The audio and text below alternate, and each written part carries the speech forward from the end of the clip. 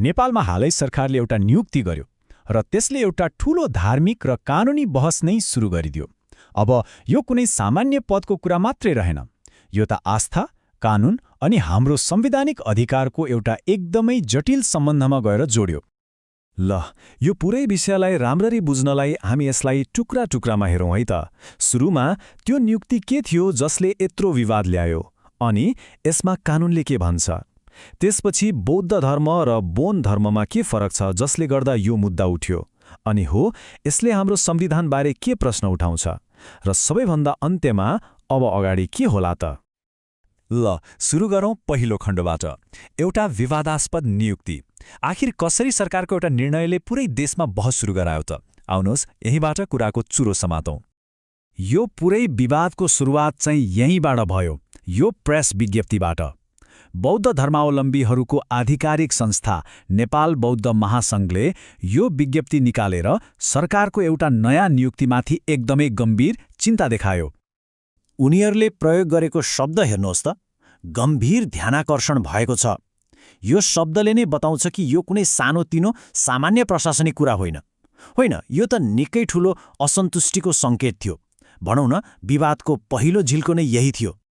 त्यसो भए यो विवादमा को छन् त? एकातिर छ सरकारी समिति, जसको नाम हो बौद्ध दर्शन प्रवर्धन तथा गुम्बा विकास समिति। अनि यो समितिमा नियुक्त हुनुभयो गेशे निमा कुन्क्याप रोकाय, जो एकजना सम्मानित धार्मिक गुरु हुनुहुन्छ। तर गुनासो कसले गर्यो? नेपाल बौद्ध महासङ्घले। र मुख्य मुद्दा के हो त?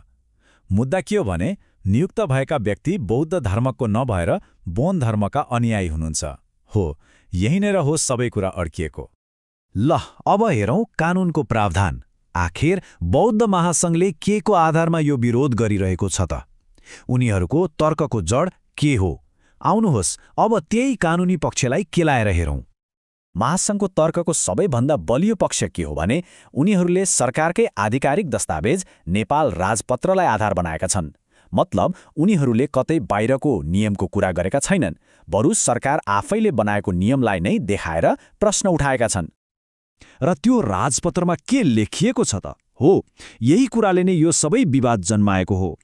कानूनले एकदमै स्पष्टसँग भनेको छ कि समितिको अध्यक्ष बौद्ध दर्शन पढेको, खेम्पो उपाधि पाएको बौद्ध धर्मगुरु हुनुपर्छ।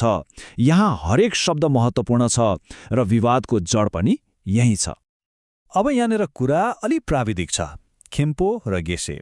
खेम्पो भनेको तिब्बती बौद्ध धर्मको निङमा, काग्यू र शाक्य परम्पराको उच्च उपाधि हो। अनि गेशे पनि एकदमै सम्मानित उच्च उपाधि नै हो, तर यो चाहिँ बोन परम्परा र बौद्ध धर्मकै गेलुक सम्प्रदायसँग जोडिएको छ। अब विवाद कहाँ भयो त? कानूनले खेम्पो भनेको छ, तर नियुक्त भएका व्यक्तिसँग गेशे उपाधि छ। हो, यही सानो तर महत्त्वपूर्ण भिन्नता नै यो सबै कानूनी लडाईँको केन्द्रमा छ। त्यसो भए यो उपाधिको भिन्नताले यति ठूलो अर्थ किन राख्यो त? बौद्ध समुदायका लागि यो किन यति महत्त्वपूर्ण भयो? यसको जवाफ पाउनको लागि हामीले बौद्ध धर्म र बोन धर्म बीचको मुख्य भिन्नतालाई नै बुझ्नुपर्ने हुन्छ। हामी सबैलाई थाहा भएकै कुरा हो, बौद्ध धर्मको सुरुवात नेपालको लुम्बिनीबाट भयो र यो शाक्यमुनि गौतम बुद्धका शिक्षाहरूमा आधारित छ। अब यो तालिकाले बौद्ध महासङ्घको तर्कलाई अझै स्पष्ट पार्छ। हेर्नुहोस् त, दुई परम्परामा कति आधारभूत भिन्नता छन्। बौद्ध धर्मका संस्थापक शाक्यमुनि गौतम बुद्ध हुन् भने बोन धर्मका तोन्पा शेनराप मिवो। उत्पत्ति पनि फरक फरक ठाउँमा भयो, मन्त्र पनि फरक छ। ओम मणिपद्मे हुम र ओम मात्रे मुये सालेदु। यहाँसम्म कि परिक्रमा गर्ने तरिका पनि उल्टो छ। बौद्ध धर्ममा घडीको सुई जसरी, बोनमा उल्टो हो। यही भिन्नता देखाएर महासङ्घले भनिरहेको छ कि यी दुई फरक परम्परा हुन्, त्यसैले एउटाको समितिमा अर्कोको प्रमुख हुन मिल्दैन। अब यो कुरा एउटा प्रशासनिक नियुक्तिमा मात्रै सीमित रहेन होइन, यो त अब एउटा मौलिक हकको मामिला बनिसक्यो। यसले हाम्रो संविधान र राज्यको भूमिकामाथि नै गम्भीर प्रश्नहरू उठाएको छ। कानूनका जानकारहरूले नेपालको संविधानका दुईवटा धारालाई औल्याएका छन्। पहिलो धारा 26, जसले सबैलाई धार्मिक स्वतन्त्रताको हक दिन्छ।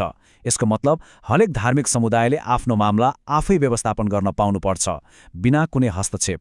दोस्रो, धारा 32 जसले सांस्कृतिक स्वायत्तताको हक दिन्छ, अर्थात् आफ्नो संस्कृति र सम्पदाको संरक्षण गर्ने अधिकार। तर्क के छ भने यो नियुक्तिले बौद्ध समुदायको यही दुईवटा संवैधानिक अधिकारमाथि चोट पुर्याएको छ। यो अवस्थामा एउटा कानुनी बाटो भनेको अधिकार पृच्छाको रिट हो।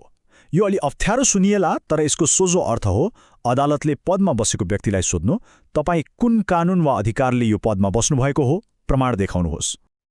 अर्को एउटा कानुनी सिद्धान्त छ अल्ट्रा भाइरस। यसको मतलब हुन्छ अधिकार क्षेत्र बाहिर।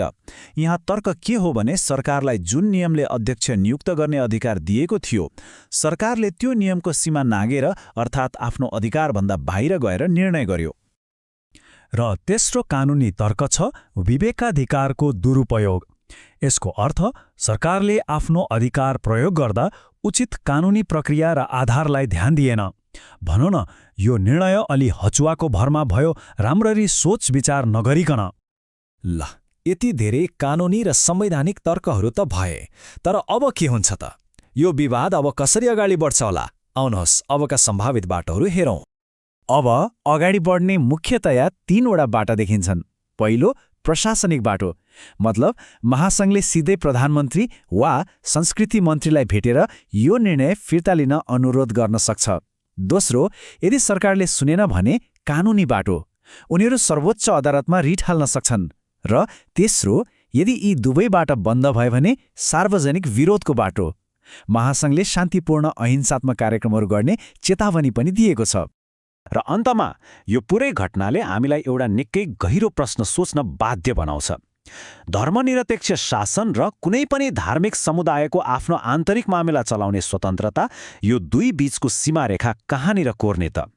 राज्यले कतिसम्म हस्तक्षेप गर्ने र कहाँबाट समुदायको स्वायत्तता सुरु हुन्छ? यो एउटा यस्तो प्रश्न हो जसको उत्तरले नेपालको मात्र होइन, धेरै देशहरूको भविष्यलाई असर पार्न सक्छ।